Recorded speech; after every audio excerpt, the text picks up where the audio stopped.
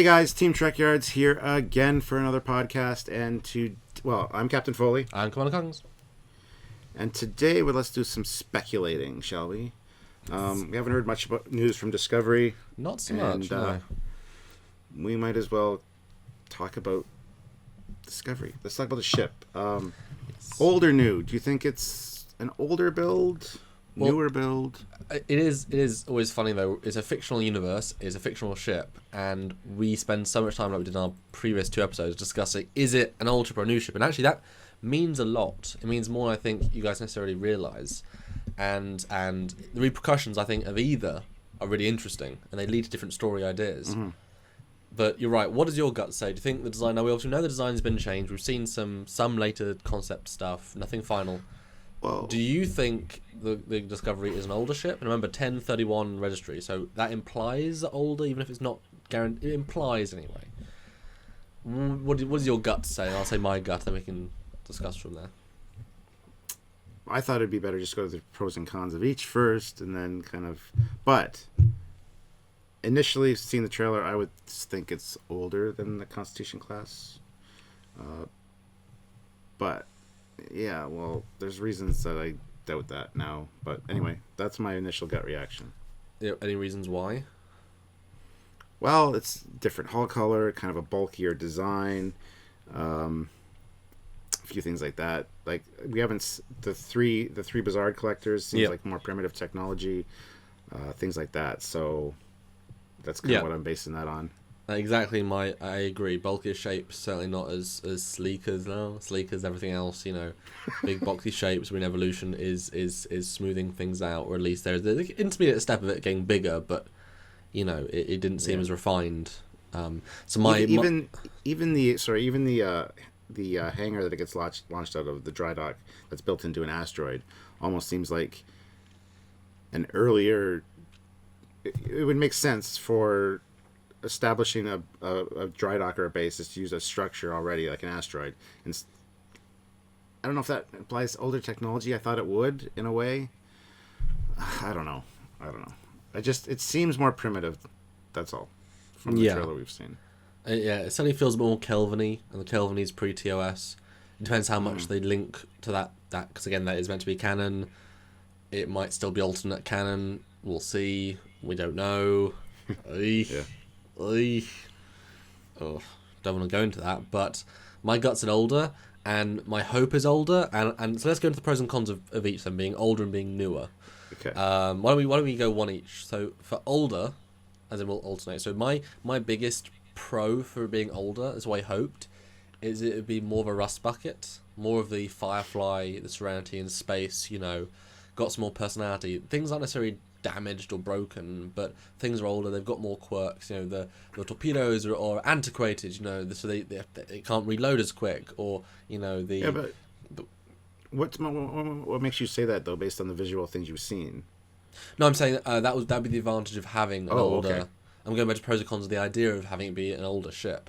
It means you can have these antiquated things, which is good for storylines. It's not the newest thing ever. You know, you can have a slower warp drive, so people can catch up to you. You can have faulty warp drive. You can have, you know, all these things that give it character, as opposed to the sleekest ship of the fleet. And I like the idea of a rust bucket more, because we've never seen that in the Trek universe. You know, what is an old ship look like? You know. Yeah, and you kind of get that feeling from the hull coloring. It almost looks rusted. Not that it would be rusted in space, but I like the idea of an old ship that's mothballed, kind of being pulled out into active service and getting retrofitted and upgraded with some new technology on board, and the problems that would entail incorporating new technology with the older technology. It could make for some very interesting problems, hiccups, and storylines that are kind of beyond the crew's control. So yeah, I think if it is in fact an old derelict ship, or one that was kind of in the scrapyard that they needed last minute for whatever reason, there's something about the geometry of the hull, because you know everybody complains about that. Maybe it's the shape that matters. I don't know. Maybe it can go faster, because I don't know. Anyway, they pull it out, slap some new equipment in it, new crew, and slowly upgrade it during the course of the series. I don't know. So kind of like a Star Trek V almost. they had this ship and they had to bring it up to spec, and it's causing problems along the way, sort of thing. At least in the first scene on board the Enterprise. It's interesting. I mean, I that would imply the hull itself is very, very old. Because ships can last 30, 40, 50 years, or at least the Enterprise could. Most don't, obviously, but... we know some last 80 years, like the Excelsior and stuff in TNG. Yeah. Those designs. The Mirandas. Yeah. 100 years, 120 years. We've heard it all over the course of our research and doing this show, so... Yes. Although if it's that old, I don't know if it feels as NXy as it could, but we did a whole episode on the the whole warp delta. That shape is basically Discovery's shape if you put a saucer on it. So I mean, there is existent things in the Enterprise era. So maybe it's an old pre-NX ship that is sublight. That's why the engines look like the way they do, boxy. That's really old. Jeez. It was a construction ship, maybe, or a transport, or a tug of some sort. Would you want any of this though? Like, sort of saying the pros, but is that what you'd want? It would make for very interesting storytelling, yes. And yeah, it would be a reason that the ship looks so bulky compared to like the NX and stuff when it's supposed to be a newer ship. I don't know, just it's not as sleek as the NX. It's an important word, man. It's an important word. Yeah. I'm glad I coined it first, apparently. I'll have to go back and see who actually said it first, because it's probably you. Oh, probably. But I'll become synonymous for it. Yeah, so I think that's why it being old is good. Also, like you say, having subpar technology is a good thing, because if you go into a situation, whatever the storyline is, if you go with the best of the best and win, okay? Now, you can go against the best of the best and suddenly face a scimitar, and even though you're best of the best, they've got better.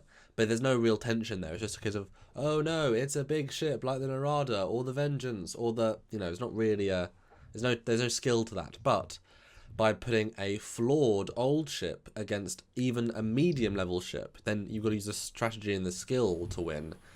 And because you're a rust bucket, every other foe looks more powerful, even if it's not the ship of the fleet. Even if we know a Connie can take out a D7, suddenly D7 becomes a serious threat against this ship. Yeah. So I think that's another great story mechanic, because I don't think you need to have another story. Voyager wasn't, to some extent, another story where they are the pride of the fleet, they are the top of their class, they are the chosen ship.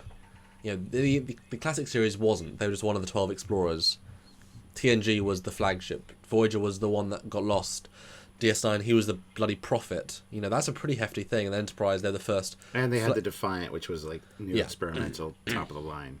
Yeah. So each time it's on the forefront. But if it's not on the forefront, it provides even more stories. Maybe a crew that's even more flawed. They're not the flagship crew. They're just a crew. So they're flawed. They've got problems. They're drug addicts. I don't know. Interestingly enough, the whole an old rust bucket translates to DS9. They got the old Cardassian mining facility that was old and alien technology, and they had to incorporate, like that first season or two, O'Brien had to get the Federation systems working, and he had all the problems incorporating things. I mean, I thought that was cool. Well, I'm gonna be honest, from my memory, within like 3 episodes it looked normal. They'd fixed it and it was okay. There was the occasional there's an issue, but it was functional right from the second episode. The first episode was destroyed, and they threw broken bits, but as soon as they cleared all that stuff away for the actual series, it was like, oh, okay, it's fixed now. So I don't think that was a bit half-assed, But yeah, okay. So that's the good things about being a rust bucket. What are the bad sides of it being an older ship? Why wouldn't you want to see it be a rust bucket? Not necessarily the flagship, but why would it be bad to be like a Serenity starship? Oh, I don't really see any bad points to it that I can think of right offhand. I mean, I think the older aspect is actually more compelling and more realistic to me. I think one big problem I can see is that the problem with having an older ship is that it links into a time before the time. in a sense, we have the TOS timeline, we have the Cage timeline, with the NX-01 timeline. Well, if the ship was, say, built 20 years before Cage, but was actually originally built 40 years before Cage, then suddenly you've got to design some of their tech, some of their sets, whatever. Not only TOS vibe, because it's been refitted, but also pre-TOS, pre-Cage, post-NX, but what is the future of NX yet pre-TOS? Whereas if you're doing post-TOS, you know the aesthetic. Do post-NX1, you know the aesthetic. So what is the in-between aesthetic? You know, how do you amalgamate, again, a communicator with a communicator, with a tricorder with a tricorder, with, you know, how... Oh, it's even more challenging. That technology would be the same as the time era they're in. True. Unless it's that old. I mean, unless they really don't have the newest stuff. That actually brings up an interesting point that's actually kind of a pro for me. To see this older ship, and we're following the crew of this older ship, so we're always on this older ship. Yeah. And to see newer ships of the line come in, and you get to beam over and see the new pretty TOS look, and you're like, wow, that's just amazing. It looks so good. You want to see more of it because it's TOS, like you always said, done properly with the proper lighting. And then we go back to the old one, and it's like, oh, seriously, it leaves us wanting more, and to see like newer ships in the background. You mean you beam onto the Connie's engineering, you think, oh, look at that engineering room, and then you beam onto the Kelvin, and you're like, oh man, look at the factory, look at the brick walls. Where did we go so wrong with our pipes? Why can't we have that ship? Yeah. And then they beam back to the NX-01 and they say, wow, why can't we have this ship? It looks so much better than our ship. They had it right 100 years ago. No. Okay, so not too much wrong with it being an old ship, though. That's basically the consensus of what we'd like, I guess. Yeah, I think that'd be great, yeah. Okay. But let's talk new ship. Let's talk... Because this is set, 10 years before TOS, I think they said. Yes. What would be the good things of having a new ship? So that was its actual launch. It would explain a few things right off the bat. Okay.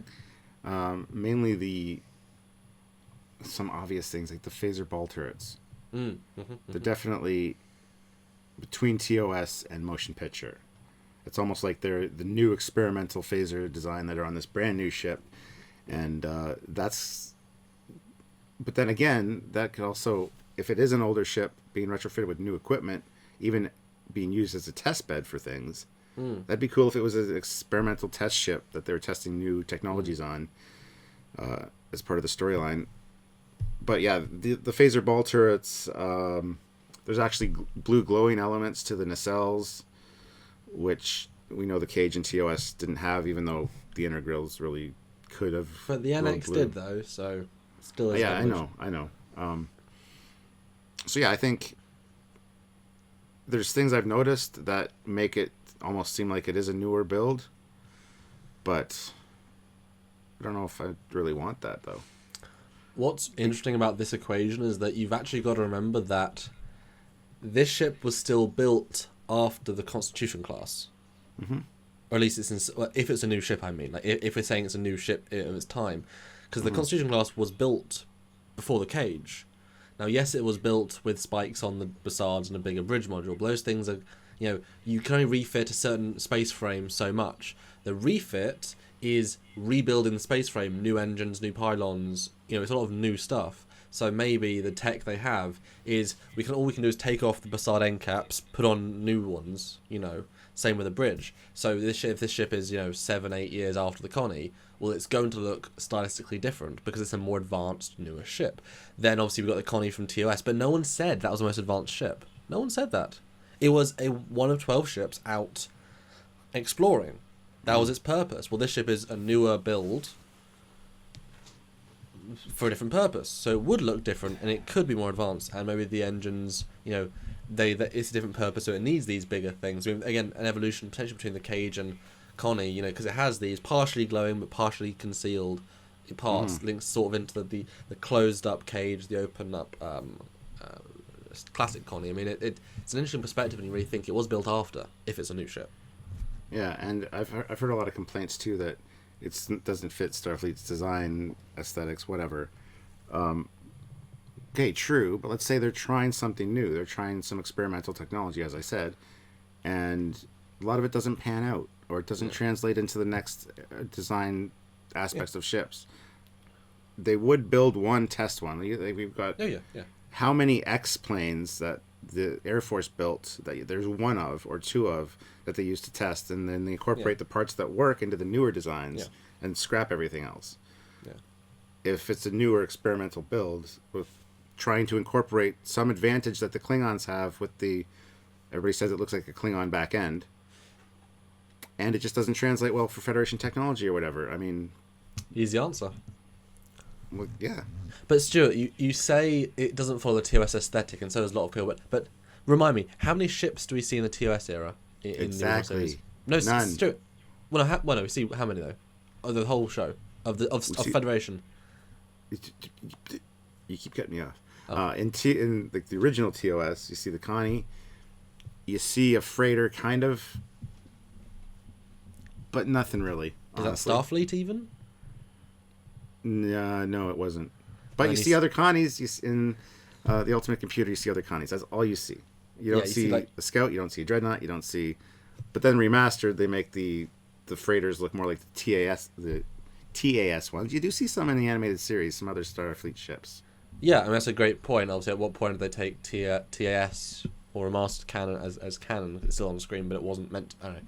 So the TOS aesthetic, we don't see it. Ship.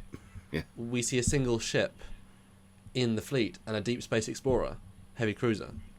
And we see everything created since, which we just assume was part of the natural fleet. But not even that. How many ships do we see in the motion picture era? Over all 6 films of Starfleet ship, how many do we see? 2. Reliant, the Enterprise. Well, and Excelsior and Grissom. Well, yes. So we see 4 ships, all of which look completely different. I mean, people will argue with you on that one. Well, stylistically, I mean, one has the Reliant and Connie, same pieces, completely different design style. Grissom again, completely different design style. Excelsior, every piece is different. It might look like a Connie, but every piece is different. Different curves, So it's not as if, we do see some difference. And so, what about Enterprise? We see quite a lot of ships in Enterprise, and guess what? The Warp Delta looks like the Discovery secondary hull. So I think it's, again, a bit of a silly thing to say we don't, it doesn't fit the TOS aesthetic. It doesn't fit the heavy cruiser Deep Space Explorer aesthetic of one class.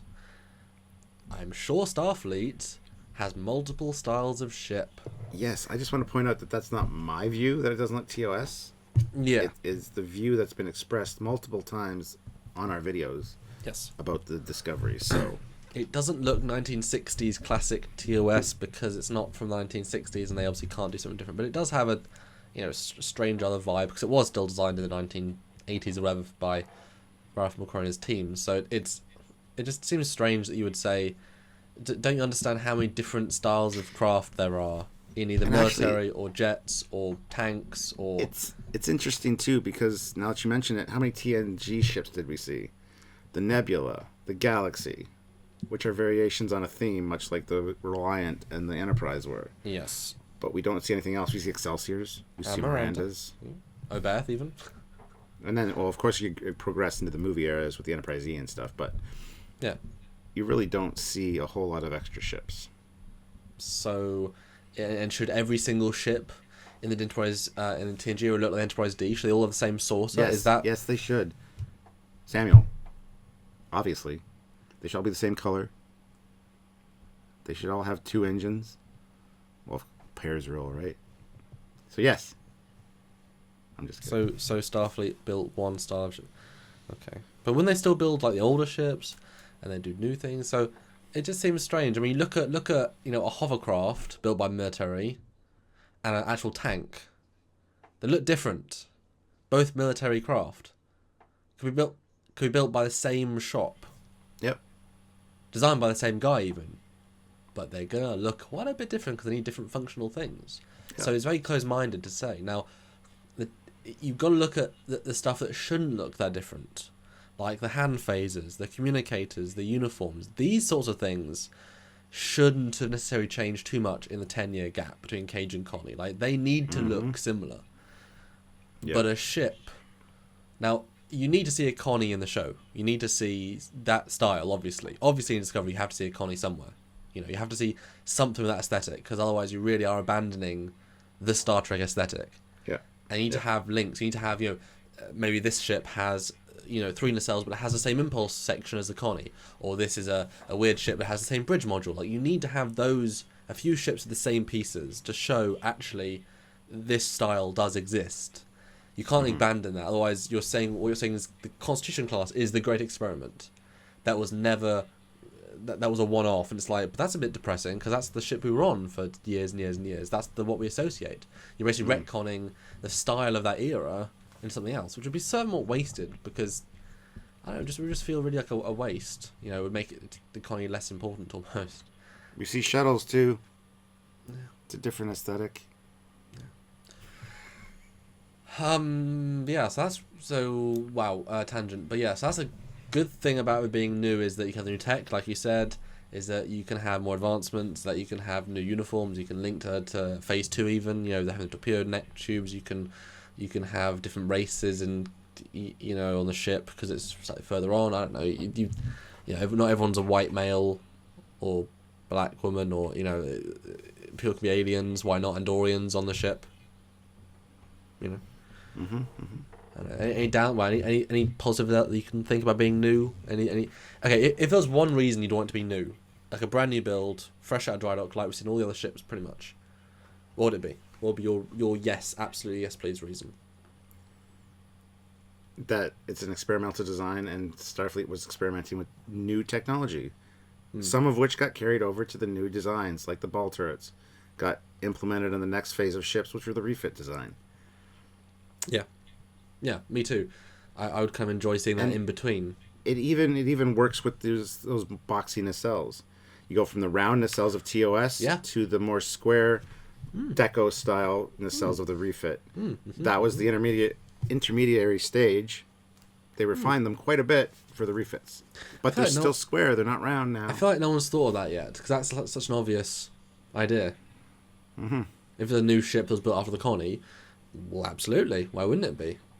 Yeah, there you go. Great reason. Nicely done. Good job. That's what we do. It is. Yeah, but like I said, I'd love to see it as a 1.5 step. Obviously, you really should see a Connie refit as well at some point. That'd be kind of cool to see a Connie space frame with the Discovery engines then. I'd like to see a Phase 2 Connie in the background or something. Yeah. That would be very cool tie-in.